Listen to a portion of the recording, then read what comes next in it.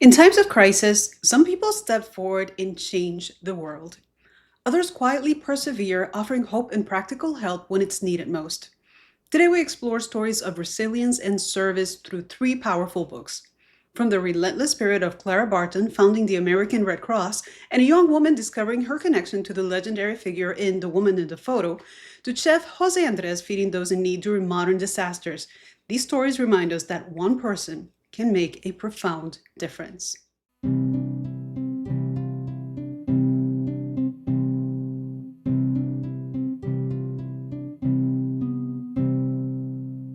Welcome to Gateway Books by Crestance, where we explore the stories that connect historical fiction to the realities of the past and to the questions that still shape our present.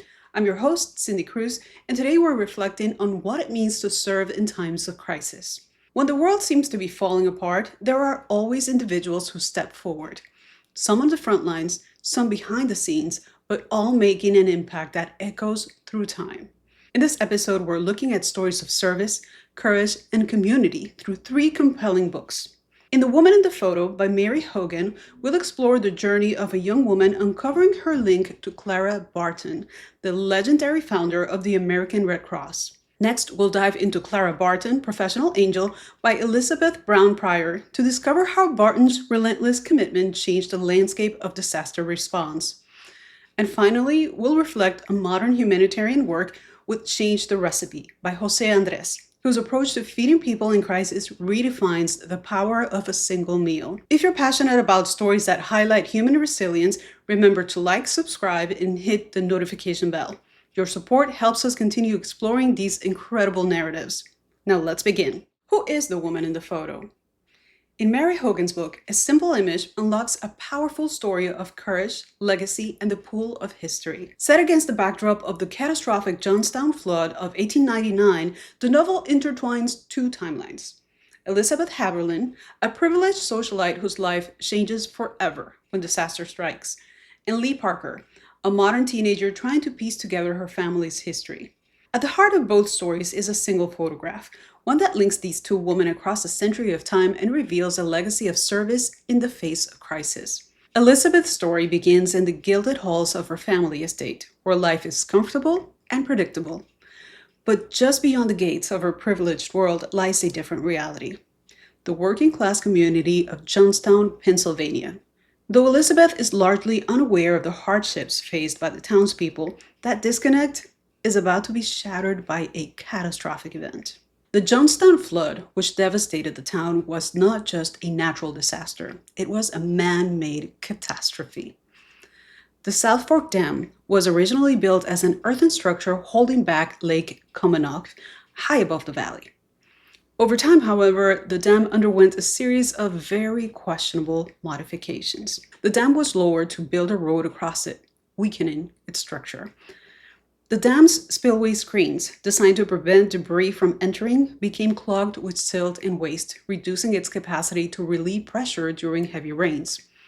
Moreover, the owners never properly maintained the dam, ignoring warnings about its vulnerability. On May 31st, 1889, after days of relentless rain, the dam finally gave way, sending 20 million tons of water crashing into Johnstown. The force of the flood was so immense that it obliterated buildings, uprooted trees, and killed more than 2,200 people. This catastrophe was not just an unfortunate natural event, but the result of negligence and greed. Those in power, wealthy industrialists who owned the dam, failed to take seriously the safety of the town below. At that time, Elizabeth is faced with a choice: retreat to safety or stay and help. Witnessing the devastation firsthand, she discovers a part of herself she never knew existed, one capable of strength, resilience, and a willingness to serve. What makes Elizabeth's transformation so profound is not just the magnitude of the disaster, but how it strips away her illusions about privilege.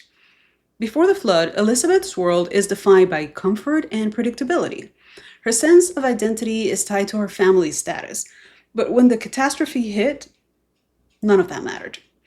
Standing amid the ruins, Elizabeth realizes that wealth cannot shield her from tragedy, and for the first time, she sees herself as part of a larger, suffering community. This revelation is unsettling, but it also unlocks something in Elizabeth, a fierce determination to make herself useful. She doesn't just stand by, she learns how to bandage wounds, deliver food, and offer comfort to those who have lost everything. In these acts, she begins to see herself not as an outsider looking in, but as someone capable of making a difference. One of the most compelling moments in Elizabeth's journey is when Clara Barton arrives. Seeing Barton in action, coordinating supplies, tending to the injured, and rallying volunteers gives Elizabeth a model of leadership rooted not in authority, but in compassion. Clara's tireless commitment challenges Elizabeth to shed her old identity entirely, replacing entitlement with responsibility. Meanwhile, Lee's story unfolds in the present day. Adopted as a baby and raised by a loving family, Lee has always wondered about her biological roots. When the photo appears, she becomes obsessed with learning more, driven not just by curiosity, but by a desire to understand her own place in the world. Her quest leads her to uncover Elizabeth's legacy, and in doing so, to confront what it means to inherit a history shaped by courage and compassion. The novel doesn't just present service as an extraordinary act, it shows how moments of crisis reveal who we truly are. Elizabeth's transformation from socialite to servant of her community is mirrored in Leah's realization that understanding her past means acknowledging the sacrifices of those who came before her. Clara Barton serves as a central figure binding these stories together. Her unwavering commitment to helping those in need leaves a mark not only on Elizabeth, but also on generations to come. For both Elizabeth and Lee, Barton's story is a reminder that service is not just an act, but a legacy, one that survives long after the crisis has passed. At its core, the woman in the photo challenges us to think about how we would respond in a moment of crisis. It prompts us to question whether we would be capable of transforming our own lives through service, or whether we would struggle to find purpose amid the chaos. Would we rise to the occasion, driven by empathy and purpose, or would we retreat, overwhelmed by the enormity of it all? As we move forward, we'll continue to explore how the impulse to serve arises in unexpected places, and how, even in the darkest times, some people find a way to help others, leaving a legacy that lasts far beyond the moments of crisis. When we think of service in times of crisis, few figures stand as tall as Clara Barton. Often referred to as the angel of the battlefield, Barton's relentless commitment to helping those in need made her a pioneering figure in humanitarian work. But who was she beyond the battlefield? In Clara Barton, Professional Angel by Elizabeth Brown Pryor, we gain deeper understanding of the woman behind the myth, her motivations, her struggles, and the profound impact of her work. Clara Barton's story is not just about founding the American Red Cross. It's about the challenges she faced to make her vision a reality. Born in 1821, Barton grew up in North Oxford, Massachusetts, in a family that valued hard work and integrity. Even as a child, she showed remarkable instinct for caring for others, nursing her brother David back to health after a severe injury. This early experience of caregiving planted the seed for what would become her lifelong dedication to service. During the Civil War, Barton found herself drawn to the front lines, where she provided food, medical supplies, and comfort to wounded soldiers. It was during this time that her reputation as the angel of the battlefield took shape. Barton didn't just deliver supplies, she stayed with the injured, comforting them through pain and fear. Her presence in the midst of chaos was not just practical, but profoundly human. What set Barton apart was her refusal to accept limitations on where and how she could help. At a time when women were largely confined to traditional roles, Barton insisted on being where the need was greatest, even if it meant risking her own life. Her determination to reach the front lines, despite opposition from military officials, spoke of her unwavering commitment. For Barton, service was not a role but a calling, one that could not be silenced by convention or fear. After the war, Barton's work was far from over. She became a tireless advocate for veterans, helping families track down missing soldiers and working to identify those buried in unmarked graves. But Barton's legacy would come in 1881 when she founded the American Red Cross, bringing the ideals of humanitarian aid to the forefront of American life. The book explores how Barton's vision of the Red Cross went beyond mere emergency relief. For Barton, helping people wasn't just about offering aid in crisis. It was about creating a system of care that could be mobilized in any emergency, whether on the battlefield or in the wake of a natural disaster. She envisioned a Red Cross as a permanent institution, one that could be prepared for any calamity, whether man-made or natural. This vision marked a departure from previous approaches to disaster relief, where efforts were often spontaneous and uncoordinated. By formalizing the process and insisting on preparedness, Barton laid the foundation for modern humanitarian response. Under her leadership, the organization's mission expanded, and Barton personally led the relief efforts during the Johnstown Flood of 1889. Seeing firsthand the devastation caused by negligence and poor engineering, Barton once again placed herself at the center of the response, ensuring that aid was distributed efficiently and compassionately. However, Barton's dedication came at a personal cost. While her work was celebrated by many, it also invited criticism from those who viewed her approach as unconventional and stubborn. She faced resistance not just from traditionalists who believed a woman's place was far from the battlefield, but also from male colleagues within the humanitarian circles who doubted her leadership. Barton's fierce independence and unwavering dedication to her cause often left her isolated, both professionally and personally. Yet this isolation seemed to only strengthen her resolve. She understood that breaking new ground often meant walking alone. Clara Barton's life is a testament to the power of resilience and conviction. She didn't just challenge social norms, she redefined them, proving that one person's compassion can alter the course of history. Her relentless drive to be present where help was needed, regardless of danger or opposition, made her an icon of service and sacrifice. As we continue, we'll reflect on the deeper questions that stories like Barton's raise. What drives someone to step forward in times of crisis? Is it a sense of duty, compassion, or something more innate? And when the world around us seems to crumble, how do we decide whether to act or to retreat? Understanding these impulses can help us see not just the legacy of one remarkable individual, but the enduring human capacity to choose service over silence. When disaster strikes, some people rush to the front lines, not with weapons or political agendas, but with food. José Andrés is one of those remarkable individuals. As a world-renowned chef and the founder of World Central Kitchen, Andrés has turned his culinary skills into a force for good, feeding communities in crisis and demonstrating how food can be a powerful tool for healing and solidarity.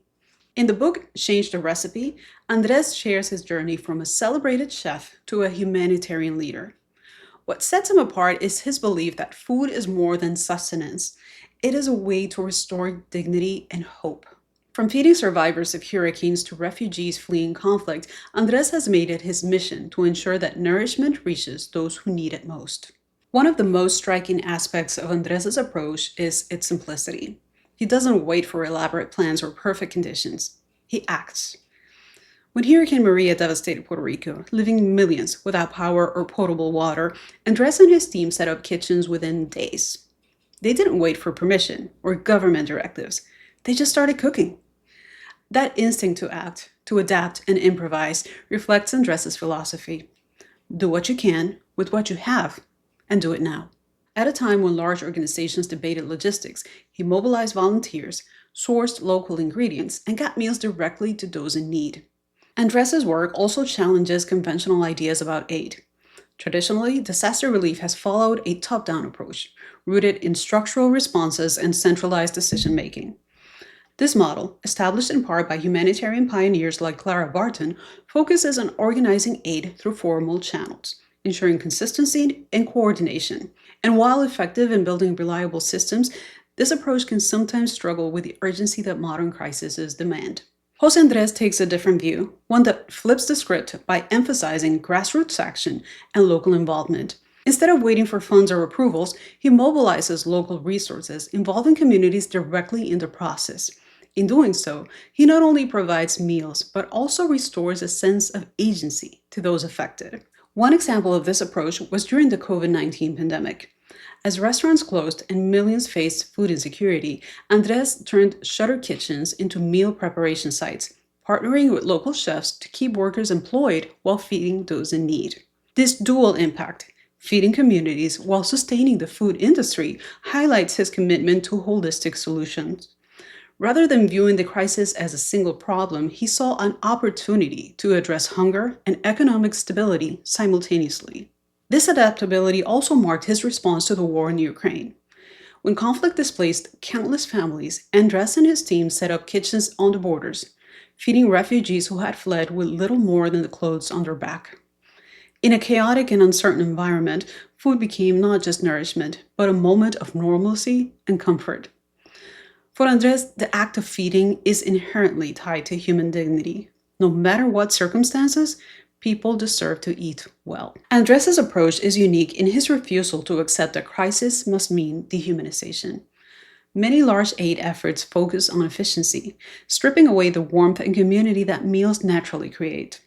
But Andres insists that sharing food is inherently human. His philosophy shapes everything from his ingredient choices to his insistence that volunteers serve with kindness. It's about showing up, being present, and reminding people that they matter. Andres' willingness to push back against bureaucracy has made World Central Kitchen a model for agile humanitarian response. Where other organizations see obstacles, Andres sees potential solutions. Instead of being deterred by logistical challenges, he asks, "What can we do right now?" This proactive mentality not only feeds people, but inspires communities to come together in solidarity. His work also invites us to rethink our own roles in addressing crisis. Often we wait for the perfect plan, the ideal conditions to make a difference. But Andres' story teaches us that sometimes imperfect action is better than waiting for perfection. By embracing the chaos and moving forward with what's available, he turns potential failure into meaningful progress. In crisis situations, food is often treated as a logistical problem. Calories calculated, rations distributed, but Andres sees meals as an expression of humanity. He insists that food should taste good, even when it's being served in an emergency. A hot, flavorful meal can communicate care, reminding people that they are not forgotten. For him, it's about more than just feeding bodies. It's about nourishing spirits. Throughout Change the Recipe, Andres recounts the challenges of mobilizing kitchens in disaster zones, sourcing ingredients, dealing with infrastructure breakdowns, and rallying communities to help. Yet, amid all these difficulties, he finds opportunity to redefine what it means to serve. Whether in Puerto Rico, Haiti, or Ukraine, his teams focus on flexibility and respect, building kitchens as community hubs rather than impersonal distribution points. And what makes Andres' story so powerful is his refusal to separate his identity as a chef from his role as a humanitarian. He doesn't see cooking as merely a job, but as a way to connect with people at their most vulnerable moments. At a time when communities around the globe are tested by natural disasters, conflicts, and humanitarian crises, Andres' example shows us that service doesn't have to be complicated to be meaningful. Sometimes it's as simple as feeding your neighbors, as profound as showing up when help is needed. The recipe for change, according to Andres, is not rooted in perfection, but in presence and action. His story encourages us to think beyond conventional boundaries, to consider how small, immediate actions can have a profound effect. In a world filled with crisis, Andres' relentless optimism and commitment to action remind us that service is not about waiting for the perfect moment or the grand gesture. It's about showing up, choosing to act, and believing that even the smallest efforts can spark change. When faced with adversity, the real question is not whether we can make a difference, but whether we are willing to try. As we've explored, some people serve out of duty, while others respond instinctively. Whether it's Elizabeth Haberlin choosing to help her devastated community, Clara Barton redefining disaster response, or José Andrés using food to restore dignity in crisis, these stories remind us that service can take many forms. It can be structured and organized, like the Red Cross, or spontaneous and immediate, like a pop up kitchen after a hurricane.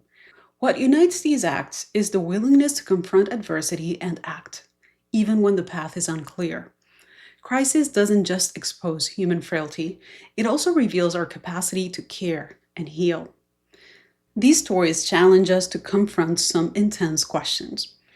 In moments of crisis, how do we decide whether to act or to step back? What drives some people to serve while others remain on the sidelines? Is it instinct, courage, sense of duty? And what does it take to put compassion ahead of comfort? To choose risk over safety when others are in need? As we reflect on these stories, we're left to wonder whether we too would have the resolve to step forward when the world calls for help. These questions linger because they force us to consider our own choices, our own capacity for service when it truly matters.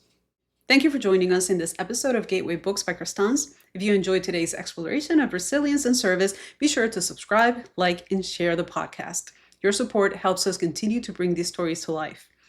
Here at Crestance, we believe in the power of stories to inspire action and reflection. Our mission is to create a space where literature and history converge, helping us make sense of the past and present. Visit us at crestance.com to explore more content, including our curated selection of book-inspired gear and home decor. Let us know your thoughts on today's episode in the comments or on social media. What did these stories make you reflect on? How did they change your own understanding of service in times of crisis? Stay curious, keep reading, and join us next time as we continue to bridge the worlds of fiction and history. Until then, take care and keep seeking stories that move you.